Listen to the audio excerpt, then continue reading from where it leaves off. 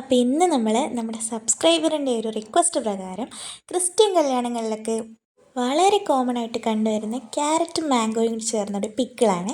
അതിന് വേണ്ടിയിട്ട് നമ്മളിവിടെ മാങ്ങ അരിഞ്ഞ് വെച്ചിട്ടുണ്ട്.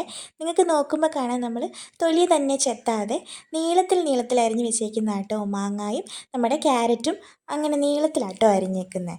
പിന്നെ നമുക്ക് വേണ്ടത് നീളത്തിൽ തന്നെ അരിഞ്ഞ പച്ചമുളക്, അതുപോലെ കനം കുറച്ച് നീളത്തിലരിഞ്ഞ ഇഞ്ചി, പിന്നെ വെളുത്തുള്ളി, പിന്നെ നമുക്ക് വേണ്ടത് കറിവേപ്പിലയും കൂടിയാണ്. അപ്പോൾ ഇത്രയും നമ്മൾ എടുത്തു വെച്ചിട്ടുണ്ട്.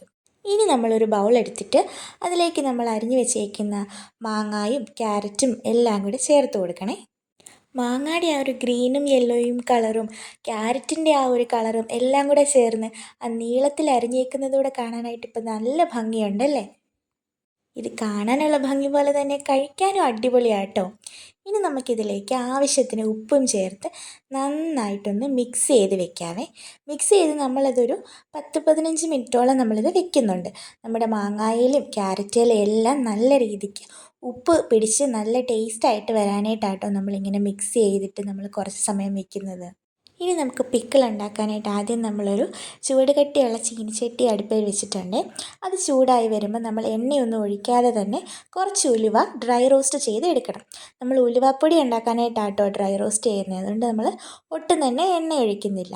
ഇനി നമ്മൾ അതേ ചട്ടിയിലേക്ക് ആവശ്യത്തിന് എണ്ണ ഒഴിച്ചിട്ട് നമ്മൾ ഇനി കായപ്പൊടി ഉണ്ടാക്കാൻ വേണ്ടിയിട്ട് കായക്കട്ട ഇട്ട് മൂപ്പിച്ചെടുക്കുവാണ്. നമ്മളിവിടെ കായപ്പൊടി യൂസ് ചെയ്യാറില്ല കേട്ടോ.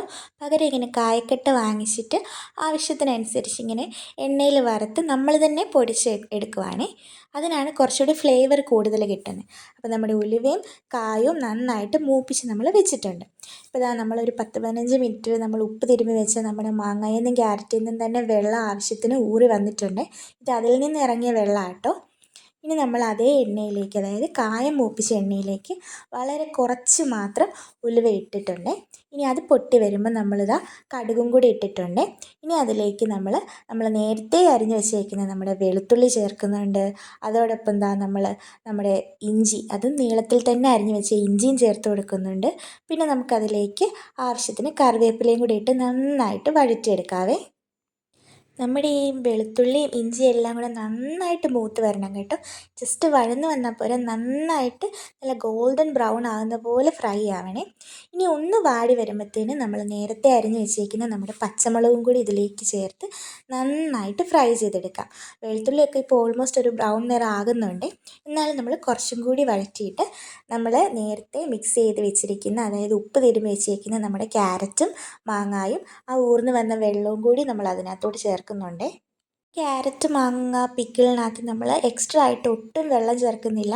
ഇപ്പം നമ്മൾ ആ ഊറി വന്ന ഉപ്പും ചേർത്തപ്പോൾ ഊറി വന്ന ആ വെള്ളം മാത്രമേ നമ്മൾ എടുക്കുന്നുള്ളൂ. അല്ലാതെ എക്സ്ട്രാ വെള്ളം ഒഴിച്ചാൽ അത് കുഴഞ്ഞു പോകാനായിട്ടും പിന്നെ അത് വേഗം ചീത്തയായി പോകാനായിട്ടും ചാൻസ് ഉണ്ട്. മാത്രമല്ല ഈ ക്യാരറ്റും മാങ്ങായും നമ്മൾ അധികം വേവിക്കില്ല.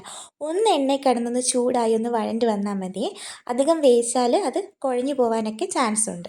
കുഴഞ്ഞു പോവുക മാത്രമല്ല, അത് കഴിക്കാനും ഒരു ടേസ്റ്റ് ഉണ്ടാവില്ല. ഇതാകുമ്പോൾ നമ്മൾ കടിക്കുമ്പോൾ ആ ഒരു ക്രഞ്ചിനെസ് നമുക്ക് ഫീൽ ചെയ്യും. ഇനി നമ്മൾ അതിലേക്ക് ചേർത്ത് കൊടുക്കുന്നത് നമ്മൾ നേരത്തെ വറുത്ത് വെച്ച നമ്മുടെ ഉലുവ പൊടിച്ചതും പിന്നെ നമ്മുടെ കായം പൊടിച്ചതും കൂടെ തന്നെ വളരെ കുറച്ച്, അതായത് 1 ടീസ്പൂണോളം കടുകും നമ്മളൊന്ന് ചതച്ചും കൂടി ചേർത്തിട്ടുണ്ട്. അതാകുമ്പോൾ കുറച്ചുകൂടി ഫ്ലേവർ എൻഹാൻസ് ചെയ്യാനായിട്ടാട്ടോ നമ്മൾ കടുക് അങ്ങനെ ചതച്ച് ചേർക്കുന്നത്. ഇവിടെ അച്ചാറിനൊക്കെ അങ്ങനെ കടുക് ചതച്ച് ചേർക്കാറുണ്ട്. അപ്പം നല്ലൊരു ടേസ്റ്റ് വരുന്നുണ്ട്. പിന്നെ നമ്മുടെ ഇവിടെ ഈ മാങ്ങയ്ക്ക് അല്പം പുളി കുറവാണ്. അതുകൊണ്ട് മാങ്ങയുടെ പുളിക്ക് അനുസരിച്ച് നമുക്ക് വേണമെങ്കിൽ കുറച്ച് മാത്രം, വളരെ കുറച്ച് മാത്രം വിനാഗിരി ചേർക്കാവേ. ഇവിടെ മാങ്ങയ്ക്ക് കുറച്ച് പുളി കുറവാണ്, അതുകൊണ്ടാണ് കേട്ടോ നമ്മൾ ചേർത്തേക്കുന്നത്. നിങ്ങൾക്ക് ആവശ്യമില്ലെങ്കിൽ അത് ചേർക്കേണ്ട കാര്യമില്ല കേട്ടോ. അങ്ങനെ ഒന്നുകൂടെ മിക്സ് ചെയ്ത് വരുമ്പോഴത്തേ നമ്മുടെ ക്യാരറ്റും മാങ്ങായുള്ള പിക്കിൾ ഇവിടെ റെഡി ആയിട്ടുണ്ട്.